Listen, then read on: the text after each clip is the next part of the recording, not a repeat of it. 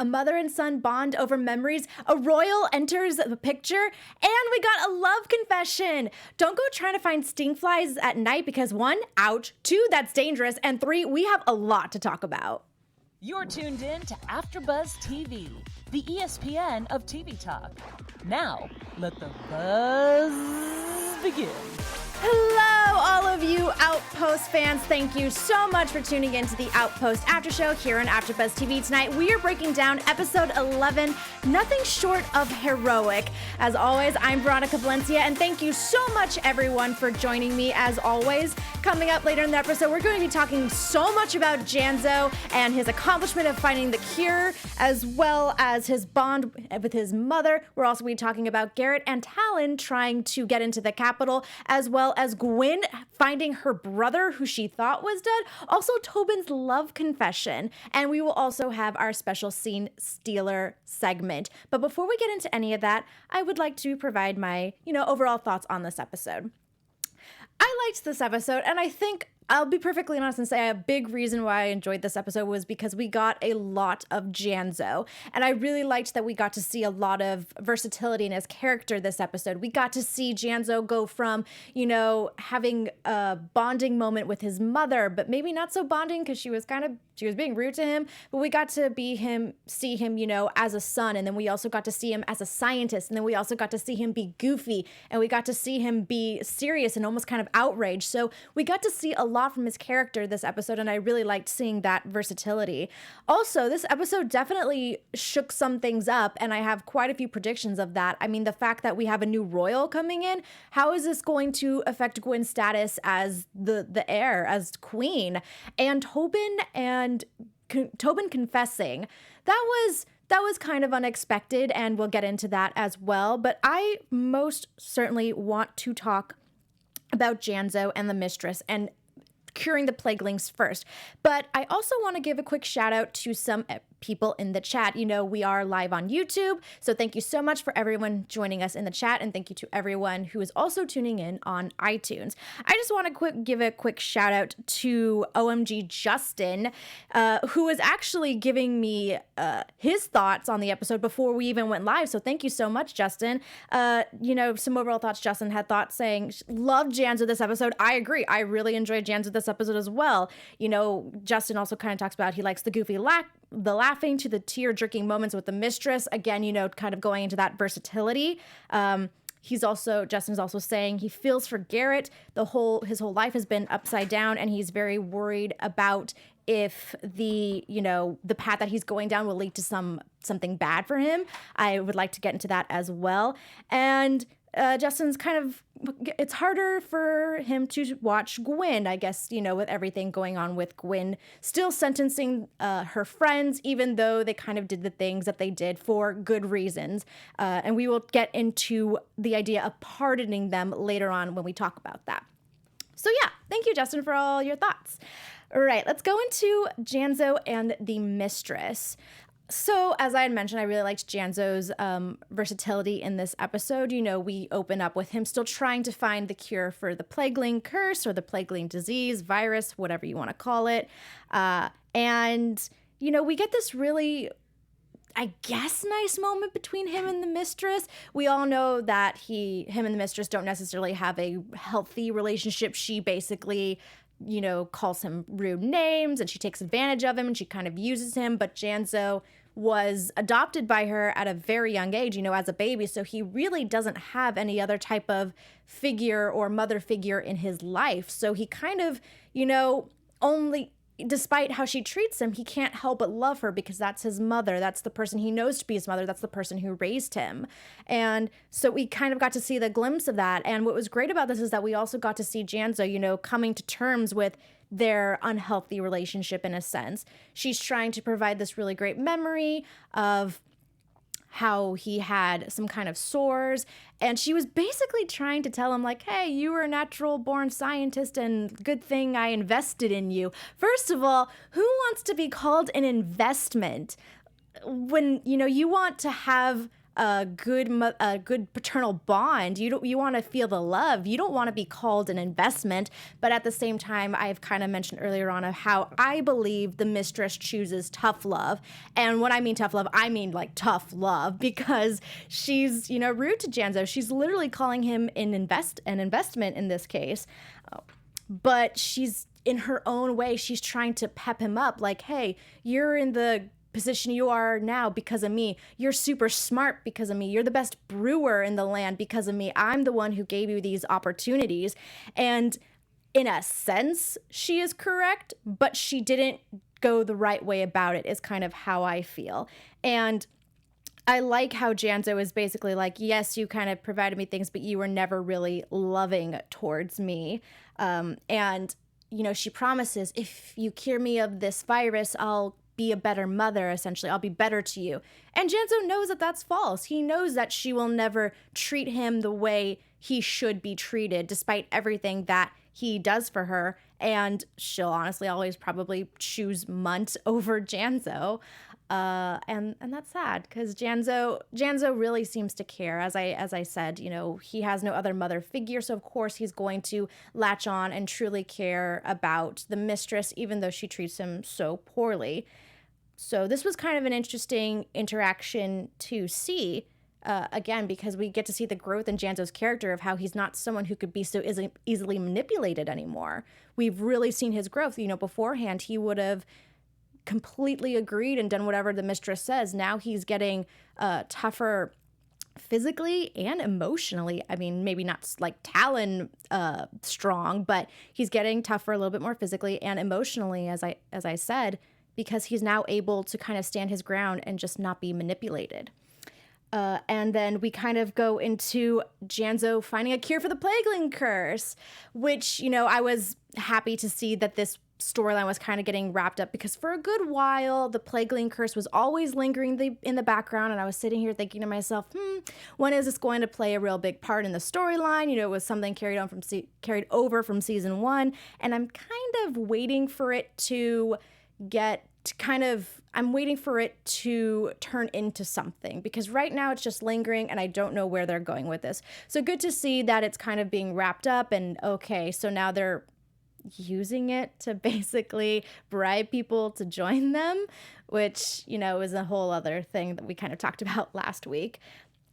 But congratulations for Janzo. He finally found the cure to the Plagueling curse. And if I'm being perfectly honest, I don't know why I expected it to be something really difficult. Like, well, not difficult, but something, like a process, because the people who he previously cured were out in the sun. Maybe it had a combination of the sun plus the flowers that were right next to them, and some kind of time passing, that in the combination of all those, I thought it was going to be a process. I expected something way bigger than sting flies. But let me know, did you find sting flies to be a funny reveal for the curse? Did you find it to be a lackluster reveal for this virus? Let me know what you think in the comments and in the live chat if you're there. I'd love to get your opinion on that.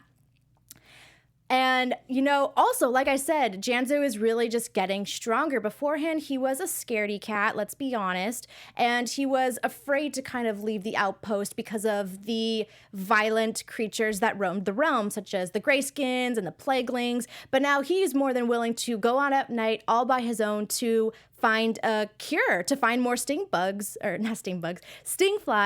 to cure everyone. And there was a scene where it seemed like he was being eaten. I was like, I literally have in my notes, Janzo being eaten ? It was comical. It was comical. The one time he does something really brave, that happens. But luckily he wasn't being eaten, and the sting flies were able to cure all the plaguelings that were trying to get after him. And so now, he brings so much goodness to the outpost, because now they have more possible recruits to join the army. And kind of going on from that, Janzo has really been building his resume. He was able to find a cure for the Plagueling curse. He's basically the doctor of the outpost, so anyone that's injured, he will, find a way to heal them. And he's, a brewer. He provides a lot of, I guess if you're going from the Mistress's standpoint, he's providing a lot of income to that bar in the Outpost. So Janzo has always been a great character, and he's really starting to prove like he's incredibly valuable. And yet Gwyn, kind of going off of OMG Justin's point, he's trying to prove himself to Gwyn like, hey, I've done so much for you. I've done so much to better the Outpost. You should let me go from what I did with Naya. And Gwyn still feels very much that she can't do that. She takes, after Janzo leads her. Oh, that's another thing. He had to sell out his mom, but I don't think he minds. But he led her to the Calypsum that was basically turning everyone into plaguelings and keeping this outbreak going. So he's done a lot, and he's trying to plead his case like, hey, I've done a lot for you. You should let me go. And, the Mistress is now in prison for selling the Calypsum, but Gwyn still doesn't feel like she can completely let them go or pardon them for their crimes. Janzo has safely gotten off the hook of not getting killed, but he is still going to jail. And in Janzo's case, yes, Justin, I agree. I agree that I think Gwyn has every reason to pardon Janzo. I know that when he let Naya go, he was doing it from a good place. He understood the reasons why she was doing it. She wasn't selling everyone out for sport. She was doing it for a really good reason. And so I understand that. I feel like, yes, she should pardon Janzo. In terms of pardoning the Mistress and letting her go, that one's kind of tough because, she was selling drugs and kind of being the main reason why plaguelings were still happening, were still, coming up. So that one's a little bit tricky, but in a sense too, the Mistress was even very helpful. She was basically, it was dirty money, but she was using that money to kind of fund the people in the Outpost, not having people go hungry. So, she was being helpful. It wasn't completely illegal, but she proved to be helpful in Gwyn's journey to make the Outpost and the army stronger. So it's with her, it's a little bit tough. But with Janzo, I think he has enough great things on his resume to prove that, hey, he's very valuable. He's helped me a lot. And I understand maybe why he helped Naya. Because let's be real, I don't think Gwyn even really wanted to sentence Naya the way she did. Because that was someone close to her. So I agree. Janzo should be pardoned. All right, guys. Now, the other big storyline kind of happening this episode involves Talon and Garrett. But before I talk about Talon and Garrett, I just want to take a moment to say thank you, everyone, so much for helping AfterBuzz TV be the ESPN of TV talk. If you are watching on YouTube right now, be sure to thumbs up this video and subscribe. And if you're on iTunes, please give us a 5-star rating because 1 through 4 do not work. And there is so much content that AfterBuzz provides. Obviously, we love to cover fantasy. We have comedies, we have dramas, we have mysteries. We cover everything. And, if we don't have it, we will make it because we know that there are so many different audiences out there that like different content. We just launched ABTV Latino. So for any Spanish speakers out there who also love Spanish TV, we now have that content for you. We're always thinking outside the box and thinking what kind of content we could give our audience. And we thank you so much for helping us grow. And it means so, so much. So thank you, everyone. Talon and Garrett. So Garrett is obviously trying to get back into Talon's good graces. She was held captive and he is helping her to escape. And to be perfectly honest, I understand Talon's reluctance or her being cautious to letting Garrett back into trusting him again. He reintroduced himself, stabbed her, went to the Outpost, tried to kill Gwyn, and now he's back basically saying, I'm unbrainwashed. I completely understand her hesitancy of fully believing that he's not brainwashed. It's because it's like, how do you prove that, And he's still, even though he's back, what's the word I'm looking for? Even though he's not brainwashed, it is very clear he's not the same Garrett. I think being brainwashed has forever changed Garrett. I think he is no longer the same person. And so you can tell that there's a difference. But at the same time, he helps her escape. He's pleading his case. He's helping her escape. And his mission right now is to take out the people who brainwashed him. And I understand, his drive to want to get revenge on those people because they made him do a lot of awful things that go against what his foundation of a character is. And to be perfectly honest, he's in the perfect position right now to be able to do that because, actually, scratch that. I don't know if he is, because at the end of the episode, one of the three expressed to Sana that, Garrett has failed. And I'm curious if they think he's failed just because he hasn't returned with Gwyn yet, or if they know he's brainwashed. Did I miss that? If you guys could let me know in the comments or in the live chat right now if that's something that I missed, because I was going to say that he is in the perfect position right now because maybe to the three and Sana, he is still brainwashed and he can play the part of the weapon that they created and infiltrate and, get his revenge. But I also think Garrett's revenge shouldn't just be that revenge. Right now, he's going on a mission to specifically by himself because this is what's driving him right now. He needs to get back at these people.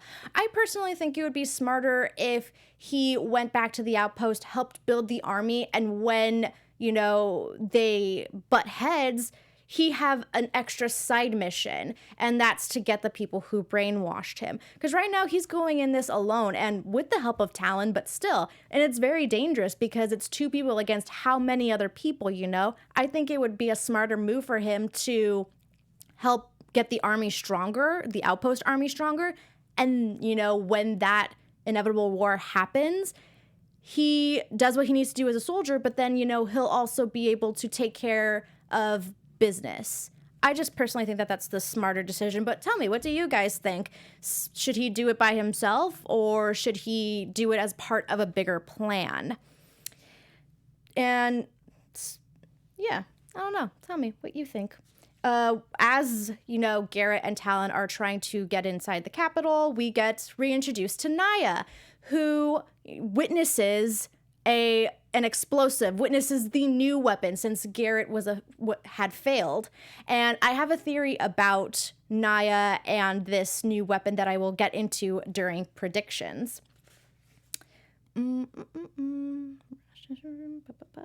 Yes. All right. Now I kind of want to talk about Gwyn, because Gwyn's world has been shaken, everybody. She basically finds out that her brother Alton is alive and no one ever told that the other existed, and he just shows up at the outpost.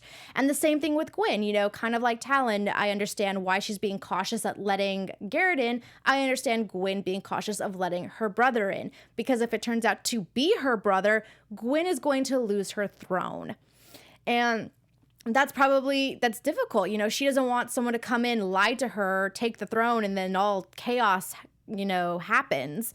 So I understand her hesitancy on that as well. I mean, she's strict. She's strict on her punishments. Kind of what I was saying, how she's strict with Janzo and the Mistress. She's strict with Alton as well, because she basically tells him, hey, if you're lying to me, I'll kill you. So let's hope he's not lying, because he wouldn't want that fate. And so I personally think she was testing him. He's able to prove, I guess, that he's her brother because he has an item belonging to their father.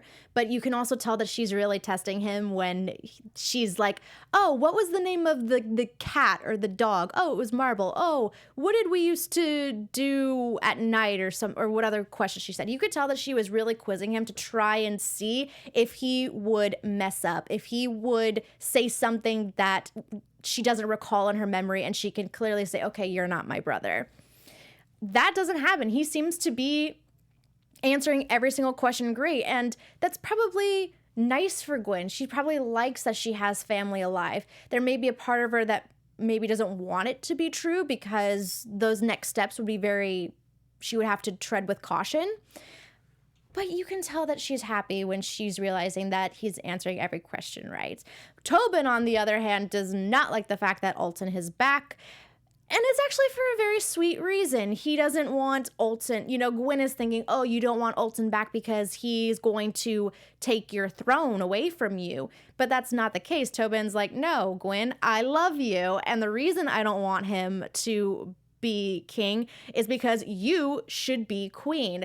And it was a very sweet thing. It was very sweet that he really believes in Gwyn and feels like she has all of the noble qualities to lead the people, and no one should take that away from her. And I thought that was a very sweet thing. Gwyn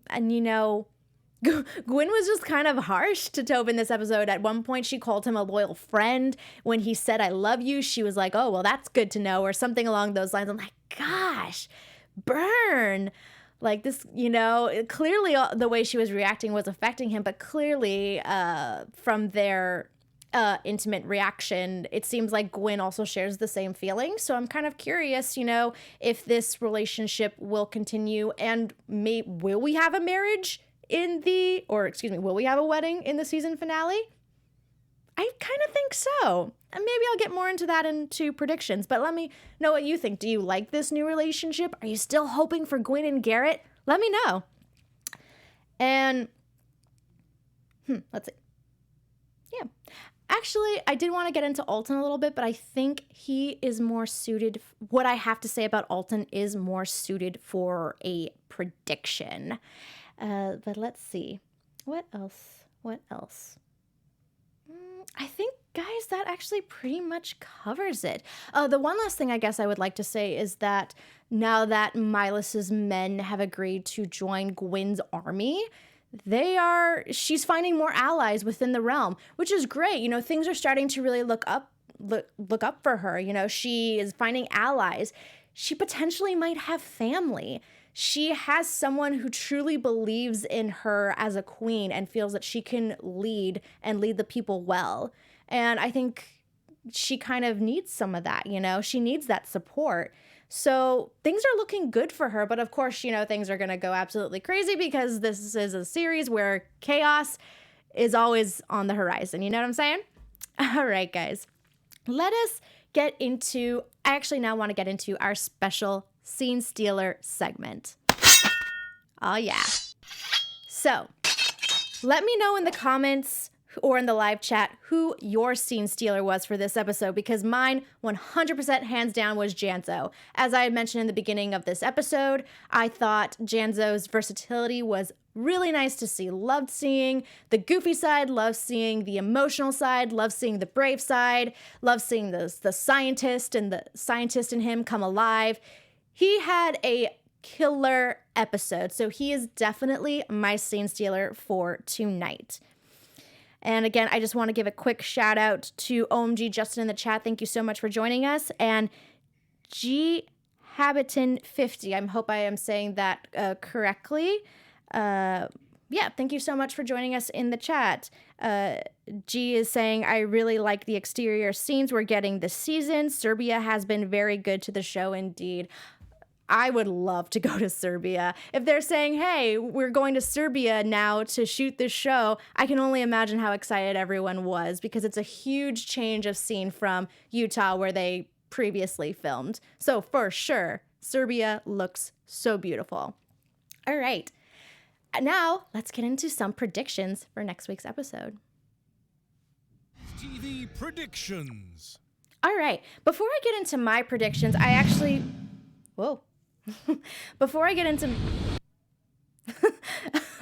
Before I get into my predictions, I actually would like to go into some of the predictions that some of our Outpost fans had in the chat. Cami H is saying they think there's that the three have kinges. And I want to say that's true. I want to say that has been confirmed, that they do have kinge, and that's kind of why they have some kind of magical ability.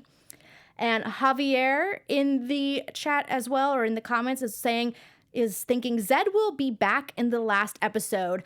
I agree with this theory too. I think that we will definitely be seeing more of Zed. I think the end of the season will kind of show Gwyn getting her army together with, the people who were cured from the plaguelings, as well as Milo's army, as well as the new allies that she'll maybe be getting over the next few episodes.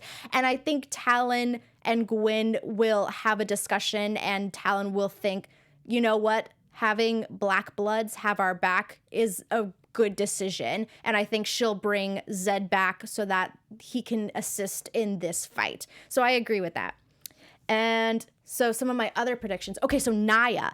I think Naya is going to, because she's seen this explosive, she's seen the damage it can do, I think she's going to try and make her way back to the outpost. Even though she is wanted there, I think she's going to make her way back to the outpost and try and plead her case to Gwyn and being like, here's the information I have that you need to be aware of before you go into this battle. And I think maybe Naya might try and use that as a way to be pardoned and allowed to be back in the outpost.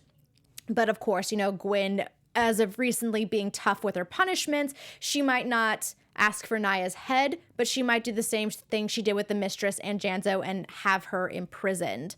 Let's see. In terms of, that was my prediction for that. I agree Zed will be back. Alton. Here's the thing with Alton. I truly believe that he is Gwyn's brother. However, I think he has bad intentions.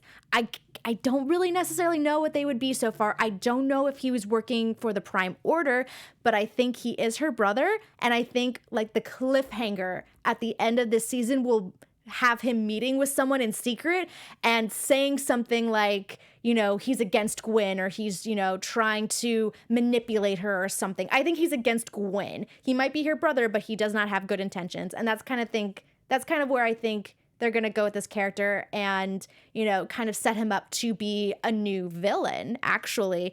Maybe a new villain who wants to take over the throne and have the Outpost and the Outpost army join the Prime Order. Who knows? But I do think he has bad intentions. And for Garrett, I think, I think Garrett is going to be very driven to get his revenge. But, as I kind of mentioned earlier, I hope that he has an aha moment and is like, this is not the way I should go about it, because going into it alone is reckless, basically. So I hope he kind of has a moment where he realizes, maybe not the best decision. And yeah, that is what I think is going to happen on the next episode. So I hope you join me then. But for right now, that is the Outpost After Show. Thank you so much, Outpost fans, for joining me tonight. I always appreciate it. You can find me, Veronica Valencia, on Twitter and Instagram at It's Me, Veronica_V. Be sure to join us next week for episode 12. Guys, the season's almost over. Crazy. Be sure to tune in because I have a feeling these last two episodes are going to be intense. So see you next time. Bye, guys. Our founder, Kevin Undergaro, and me, Maria Menounos, would like to thank you for tuning in to AfterBuzz TV. Remember, we're not just the first, we're the biggest in the world, and we're the only destination for all your favorite TV shows. Whatever you crave, we've got it. So go to AfterBuzzTV.com and check out our lineup. Buzz you later. The views expressed herein are those of the hosts only and do not necessarily reflect the views of AfterBuzz TV or its owners or principals.